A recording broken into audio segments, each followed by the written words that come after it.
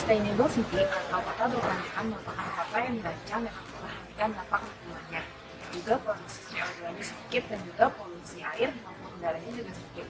Dan menurut United Nations Habitat, kota berkelanjutan itu didefinisikan sebagai kota yang pembangunan dalam aspek sosial, ekonomi, dan lingkungannya itu dalam jangka waktu yang lama, karena agar generasi selanjutnya itu masih dapat merasakan kota yang ramah lingkungan. Kota Bandung merupakan kota yang sampai saat ini sedang melakukan upaya-upaya atau sedang melakukan upaya-upaya itu menjadikan kotanya itu sebagai kota yang berkelanjutan. Dalam 2 dekade terakhir, kota Bandung itu mengalami kenaikan suhu. Hal itu bisa kita rasakan ketika kita melakukan aktivitas kita sehari-hari ketika matahari sedang ada di posisi yang puncak. Pada tahun 2011, itu di kota Bandung itu masih dalam skala 20 sampai 25 derajat, sedangkan untuk terendahnya itu masih dalam angka 10 sampai 15 derajat dengan kesebaran kecamatan yang ada di sana. Sementara untuk tahun 2020, itu seluruh kota Bandung sudah mencapai skala dari 25 sampai 30 derajat Celcius dengan kesebaran kecamatan yang ada di sana ini, dengan skala yang rendahnya itu masih dalam angka 10 sampai 15 derajat. Selanjutnya ada pembahasan tentang urban heat island. Nah, urban heat island sendiri yaitu permasalahan suhu udara dan permukaan di kawasan perkotaan. Nah, fenomena ini tuh ditandai dengan adanya perbedaan suhu di kawasan perkotaan dan daerah sekitarnya. Nah, salah satu hal yang menyebabkan urban heat island ini yaitu penggunaan bahan material yang dapat menyerap sinar matahari secara kuat dan memantulkannya ke area sekitarnya. Nah, ada permasalahan di kota Bandung yang menyebabkan urban heat island. Yang pertama, mobilitas penduduk yang sangat tinggi dan menyebabkan kemacetan. Nah, kota Bandung ini tuh peringkat ke-14 mengalahkan Jakarta dan Surabaya. Kemudian yang kedua, ada alih fungsi lahan ke kawasan terbangun.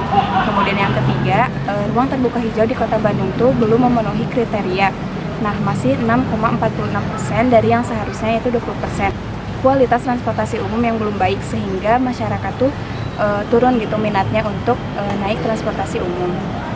Nah, pembahasan kali ini tuh menyoroti perubahan iklim dan kaitannya dengan SDGs nomor 11 yaitu Sustainable City dan Communities. Nah, tujuan dari keterkaitan ini tuh menciptakan kota yang berkelanjutan, inklusif dan tangguh.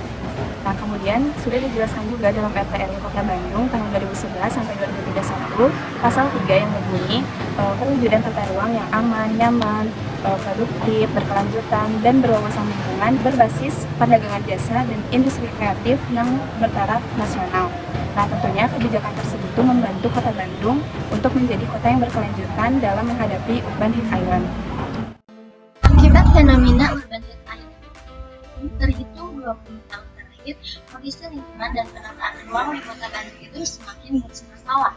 Hal tersebut lantaran perkembangan perkotaan yang semakin meningkat, tidak terkendali, dan juga menyalahi tata ruang. Maka berdampak pada kondisi lingkungan yang mana perubahan iklim dan juga perubahan cuaca di Kota Bandung tidak dapat terprediksi, serta daya dukung dan juga daya tampung lingkungan yang semakin berkurang. Tersebut juga berdampak pada kondisi kesehatan perkotaan di Kota Bandung. Berdasarkan data Dinas Kesehatan pada tahun 2022, peringkat penyakit terbesar di Kota Bandung itu yang pertama ada hipertensi primer akut dengan jumlah penderita 15.618 jiwa, dan yang kedua ada penyakit nasofaringitis dengan jumlah penderita 13.805 jiwa. Untuk kemudian metode analisis yang kami lakukan adalah kualitatif deskriptif, di mana kami mendeskripsikan data-data yang kami peroleh menjadi sebuah informasi. Berkurangnya emisi karbon yang berdampak terhadap kualitas dan suhu udara. Nah, kondisi perkotaan menjadi lebih sehat dan juga lebih inklusif dengan adanya kolaborasi untuk mencapai target penurunan emisi karbon sehingga dapat menjaga keseimbangan kualitas kesehatan perkotaan. Berkurangnya jumlah potensi terjadinya penyakit. Nah, adanya penerapan Sustainable City ini dapat meningkatkan kualitas kota menjadi lebih tangguh, berkelanjutan, dan juga berkualitas. Nah, itu juga dapat meningkatkan daya tahan tubuh masyarakat sehingga dapat berkurangnya terjangkit potensi penyakit di masyarakat. Kesiapan kota-kota dalam menyongsong Sustainable City adalah dengan mengadakan program Adipura melalui Kementerian Lingkungan Hidup dan Kehutanan. Program Adipura adalah program penghargaan nasional yang dilaksanakan setiap tahun untuk mendorong pemerintah kabupaten kota dalam membangun keaktifan partisipasi masyarakat dalam mewujudkan kota bersih dan teduh. terkait pengelolaan sampah dan kebersihan yang baik. Program Adipura disesuaikan dengan program Indonesia Bersih Sampah 2025, yaitu mengurangi 30% sampah dari sumbernya, memproses dan mengolah 70% sampah agar tidak menumpuk di tempat pembuangan sampah, dan TPAS yang sudah terpadu dan bukan sistem pembuangan terbuka. Menurut studi KLHK tahun 2015, orang-orang di Jakarta menghasilkan 175.000 ton sampah setiap hari, dan hanya 7,5% sampah yang didaur ulang. Itu berarti hanya 13.000 ton yang diolah kembali menjadi barang yang berguna. Arik tahu nggak apa itu urban heat island? Panas suhu udara kan ya? Kondisi di mana suhu di wilayah itu lebih panas daripada suhu di sekitarnya. Kayak gimana sih? Apakah ngerasanya lebih panas dari sebelumnya apa gimana? Untuk saat ini emang agak panas ya. Itu berarti dampak yang Kang Ari rasakan gara-gara urban heat island itu apa? Ke diri Kang Ari sendiri. Iritasi tengah kulit gitu ya. Stres, ya, jadi emosi mungkin. Stres, udah nggak stres, apalagi hidup di perkotaan kan sumpek gitu kan. Sustainable city, Kang Ari tahu nggak apa itu? Angkat aspek fisik dari dalam kota tersebut ya, agar kota itu menjadi kota berkelanjutan.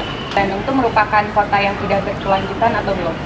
50-50 sih, RTH-nya mereka ningkatin gitu. Tapi di sisi lain juga, ada juga beberapa yang lahan terbuka, RTH itu dijadikan malah lahan terbangun gitu. Yang harusnya dilakuin sama pemerintah gitu untuk mengurangi dampak dari urban heat island sendiri. Pakailah angkutan umum. Ruang terbuka hijau, kayak mengatur antara supply dan demand apa ya? Transportasi lah. Rencana bangunan, kalau mau bikin yang bangunan itu coba bikin yang green building gitu. Iya, Oke, terima kasih juga. Ya,